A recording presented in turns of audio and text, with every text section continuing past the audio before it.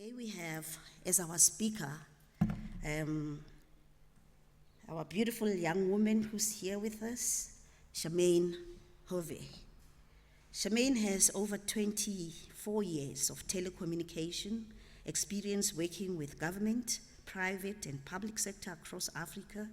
Charmain Houvet is a member of the Presidential Commission on the Fourth Industrial Revolution and her senior public policy director as senior public policy director of Africa at Cisco.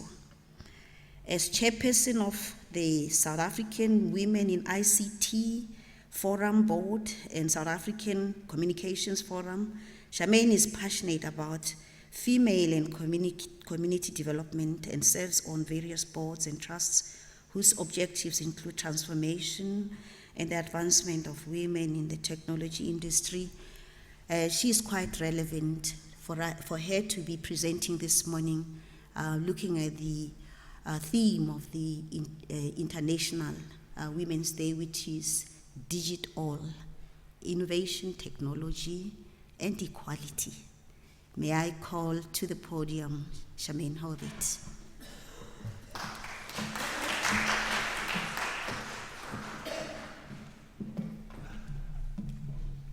Thank you very much, and thank you for that warm welcome.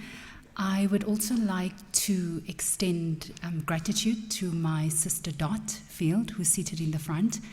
Dot and I are quite fortunate to serve on the International Women's Forum of South Africa, which is led by another technology stalwart, President Irene Shanley. We are over 100 of some of the most prominent women in South Africa who lead equality and equity for women in all fields across South Africa. And we are the South African chapter of the International Women's Forum, which is a global chapter consisting of over 7,800 women, from astronauts to former presidents of countries, ministers, etc. And we actually in over 33 countries. And Dot and I are quite fortunate to serve there and lend our voice to equality and equity. So back to our topic for today, which is quite apt.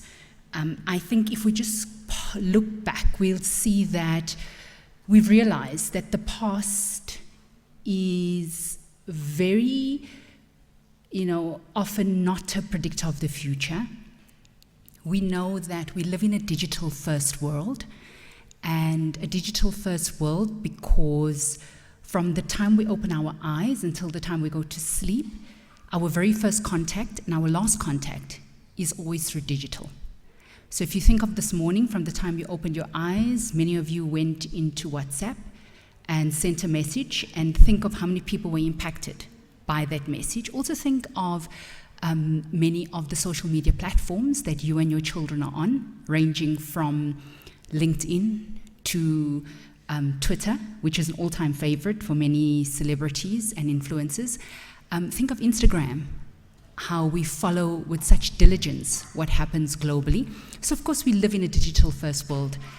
And I don't think many of us realized just how quickly we were catapulted into this digital first world prior to the pandemic, right?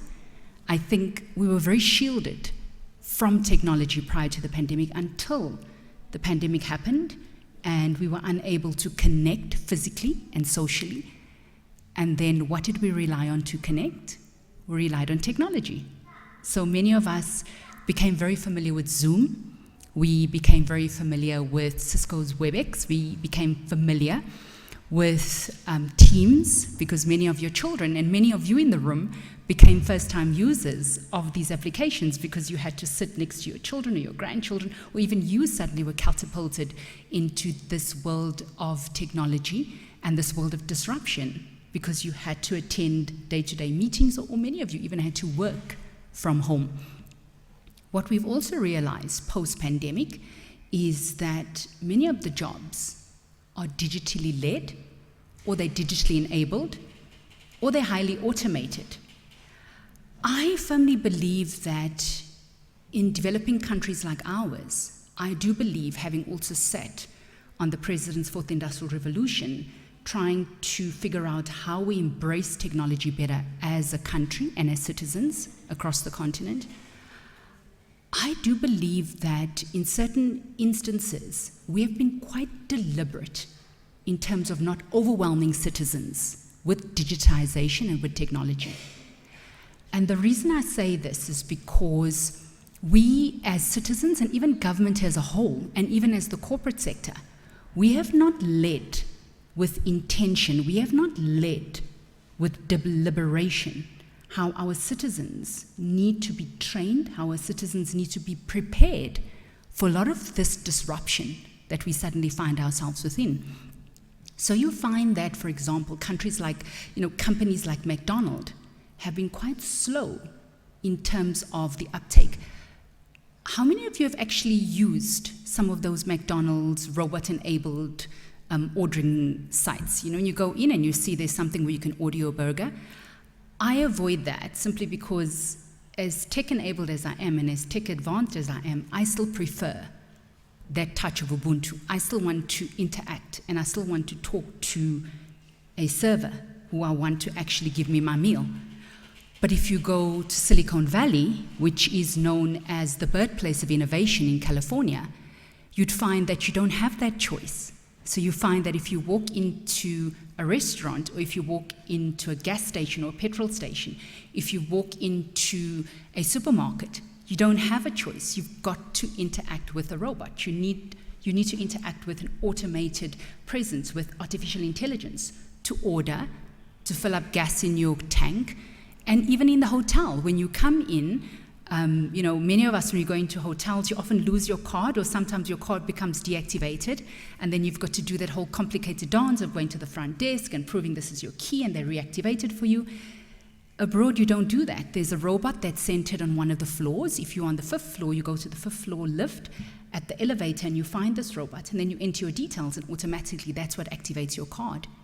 If you wake up in the middle of the night and you feel like you want to have a snack, you then go outside and you punch in a few digits with your credit card or your room number, and a robot brings you some quick, easy snacks, like some crisps or chips or a cool drink or a hot cup of coffee. So that's where many of those countries are at today, simply because they don't have labor laws or legislation that forces them to hire and to keep their automated processes delayed. Because we know we have a huge youth unemployment challenge, I firmly believe that we're slowing down a lot of those processes in this country to ensure that we have a fair balance. Again, when we look at the uptake of technology and how this is rapidly accelerating across the continent and even globally, we saw during lockdown that we had a huge challenge when it came to cybercrime, right? So we saw that our data was lost, our data was suddenly shared widely, and we suddenly found that so many of our WhatsApp groups were compromised. We got warnings to say, don't accept any SMSs or WhatsApp messages from Charmain, because suddenly she's going out there asking people for money, and she's now said it's not actually her. And again, because we don't have that foundation training in terms of how we need to actually recognize that we have been hacked or we have been compromised, many people, especially the elderly, have lost a lot of money. We also find that especially the youth, and when it comes to the youth, again, the group that's compromised when it comes to being easily hacked and also to be compromised, are young girls. Because we found that young girls don't know how to stay safe online. So of course a lot of the predators are online. So what we are seeking to do is figure out, how do we keep the elderly and how do we keep the youth safe from recognizing that they are actually being predated online. So for the elderly, I saw an exciting program in Ekurhuleni, the Germiston Library, where they have a weekly center and a weekly training opportunity for the elderly called Gokos Go Digital. And what they are showing the Gokos how to do is how to stay safe online, especially when you receive your pension. Because often when Gokos receive their pension, you often have, and again, because these syndicates run so well in tune and in balance, they send Goko an SMS saying, oh, please give us your PIN, it's the bank calling, we want to just check your money is safe. And Gokos have no way of actually recognizing that they actually are being compromised or they're being conned. Again, we work with a number of NGOs and youth-based entities. An exciting one I worked with recently was in Kenya, an entity called Refugee, where we have a lot of young girls who are escaping and fleeing from war-torn countries like Eritrea, Ethiopia, Somalia. They end up in Kenya, and on their way there, they need to get onto digital sites and let their families know that they are safe. Of course, what's also written into the algorithms are lots of predators who are tracking these young girls. And the moment they say, I'm in Kenya, I am here, I am looking for Charmain, who's in my family, to let her know I'm safe, we have an actor who comes in there and says, I'm Charmain, where are you?